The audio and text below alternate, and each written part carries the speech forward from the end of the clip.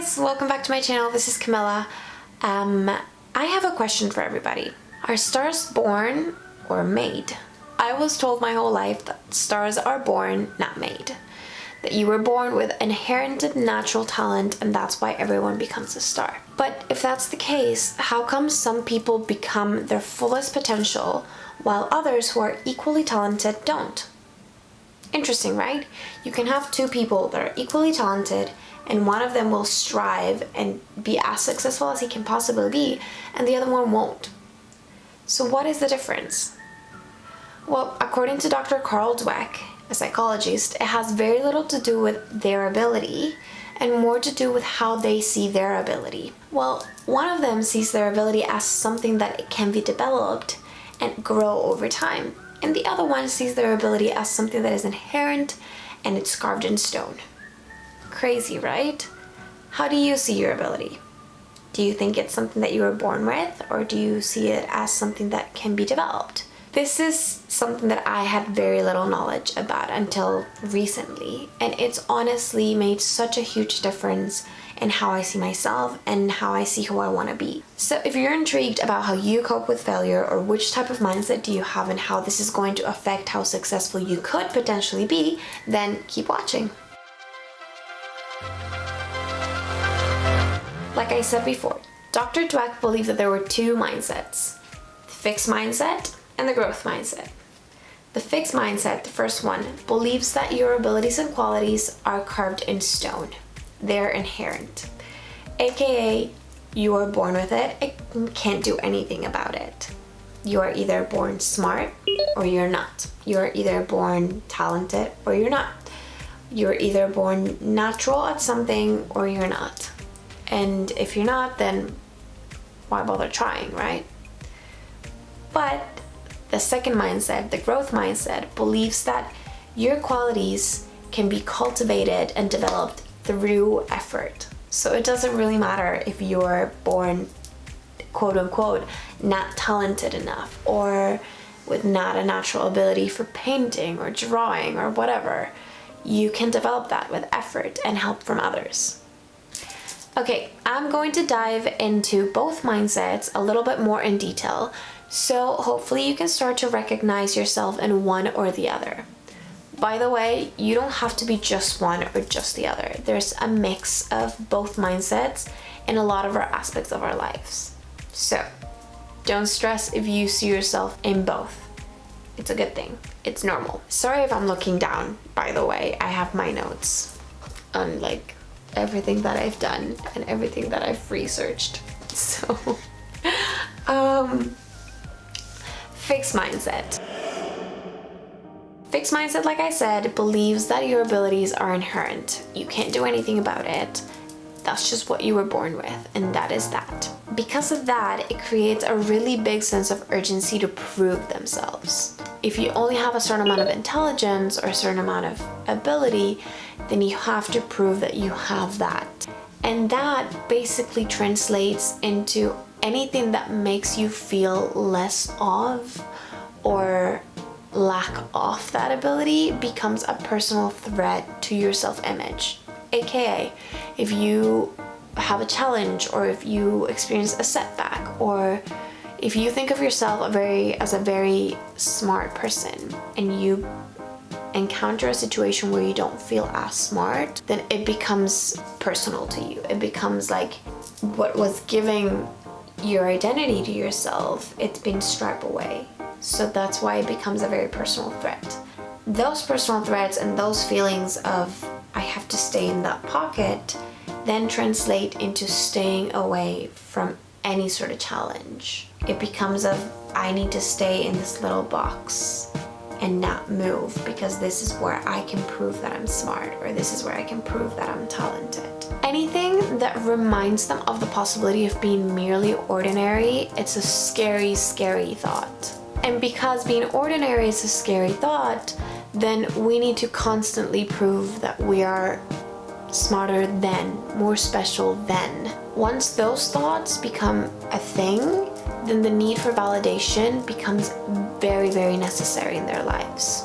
I know, not great, right? Like no one would, I don't think I know anybody that would like to be like that. But there is a lot of us like that, me included. I see myself a lot in this mindset. I was told my whole life that I was incredibly smart, incredibly talented, that everything that I did with ease. And that has led me to this video today, which is, I think, changed my life tremendously. Not the video, but the research. You know what I'm trying to say, right? In my personal experience as well, because like I said, I can see myself a lot in this type of mindset. It becomes your identity, right? Being smart becomes your identity. Being talented becomes your identity.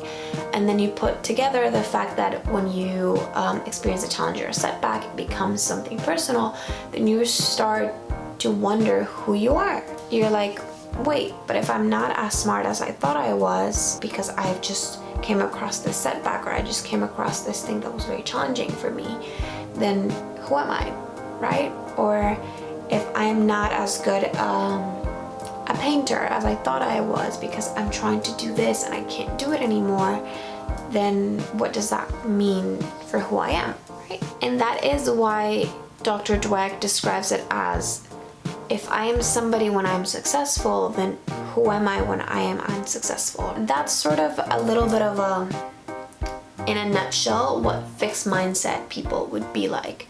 Like I said, you don't have to be just one mindset, and you can actually adopt mindsets in specific areas of your life. Like you can have a fixed mindset when it comes to intelligence, but you can have a growth mindset when it comes to your personality and who you are and developing yourself. Like me, I think I have a very fixed mindset when it comes to natural talent, natural ability, even sometimes intelligence. But I think who you are and my personality is always developing and it's not fixed, which means I have a growth mindset when it comes to my personality and my relationships. And now we're going to talk about growth mindset. The biggest question is, which is what I was very confused at the beginning. Do people with growth mindsets believe that anyone can be Einstein or LeBron James or, I don't know, Darwin? No. The answer is no. But what they do believe in is that a person's true potential is completely unknown, and that it is impossible to foresee how much a person can grow and how much a person can learn and develop. It is absolutely impossible to know that. This type of mindset makes learning more important than proving yourself. It's more about what you're going to learn in the process instead of how good you're going to look because you know something already. They basically say, why should I waste my time proving myself to somebody when I can use that time learning and getting better? Why should I hide my deficiencies when I can learn from them? And comparing to the fixed mindset, to the growth mindset, setbacks and challenges are what they live for. If they're interested in learning instead of proving, then every setback, every challenge is an opportunity for them to grow even more, to learn even more, to become better. They become passionate about stretching themselves and sticking to it, even if it's not going well. This is why, according to Dr. Dweck, people with growth mindset strive and succeed at whatever they put their mind to. Now I'm going to quote some questions from Carol Dweck's book, Mindsets, The Psychology of Success. Go read it. This is what this video is based on. You won't be disappointed. I am going to quote some of her questions in order for you to figure out which type of mindset do you have. So excuse me while I look down, I'm reading. Pick 2 out of the 4 questions. 1, not questions, statements. What am I talking about? Pick 2 out of the 4 statements. 1, your intelligence is something very basic about you that you can't change very much. 2, you can learn new things, but you can't really change how intelligent you are. 3, no matter how much intelligence you have, you can always change it quite a bit. 4, you can always substantially change how intelligent you are. Statements 1 and 2 are fixed mindset. Statements 3 and 4 are growth mindset. Okay, let's try another one. You are a certain kind of person, and there is not much that can be done to really change that. Statement number 2. No matter what kind of person you are, you can always change substantially. Statement number 3. You can do things differently, but the important parts of who you are can't really be changed. Statement number 4. You can always change basic things about the kind of person you are. Statements 1 and 3 were fixed mindset statements. Statements 2 and 4 were growth mindset statements. When I first did this, I had a combination of both, which is why I'm telling you we adopt different mindsets in different scenarios of our life. Okay, so what does all this mean? It means that you have the capacity and the ability to change those mindsets if you want to. I know I do. I want to change my fixed mindset in a lot of aspects of my life. This is what Dr. Dweck recommends doing when you want to change some of your fixed mindsets. Step 1. Embrace the fact that you have a fixed mindset. Yes, I know. Probably not something that we want to do. But the more we are acceptant and embrace the fact that we're not perfect and we have things to change, the easier it is. Step 2. Becoming aware of what triggers your fixed mindset. Is it when you are starting a new challenge? I know for me, YouTube was a huge challenge and I didn't feel like doing it for the longest time. I had the idea, I know what I wanted to do, but I was scared. And my fixed mindset kept on coming at me and telling me, you're not good enough, you're not gonna make it, people are not gonna like what you're putting up. And this book gave me the courage to just say thank you, but I'm still gonna do it and it would be great if you come with me. Another situation where your fixed mindset can be triggered is when you're struggling with something or you continue to hit dead ends on what you're trying to do. That's the situations where your fixed mindset could be like, give it up, it's never going to work. Maybe your fixed mindset comes and gets triggered when you encounter a person that's better than you, someone that makes you feel threatened. Maybe your fixed mindset tells you you're never gonna be as good as them. I know I've had that voice once in a while. So Dr. Dweck suggests that you should think about it. Think about when was the last time that your fixed mindset was triggered. What happened? What environment were you in? What did she say to you, or how did she make you feel? So that is step 2. Make sure you know what triggers your fixed mindset. Step 3, and this is a really interesting, cool one. She says that you should give your fixed mindset a persona. Basically, create a character as to who she is or he is. Take a moment to think carefully about your own fixed mindset persona. Will you name it after someone in your life? A character from a book or a movie? Will you give it your middle name? A part of you, but not the main part of you? Or perhaps you might give it a name you don't like to remind you that that's not the person you want to be. Name your fixed mindset into a persona.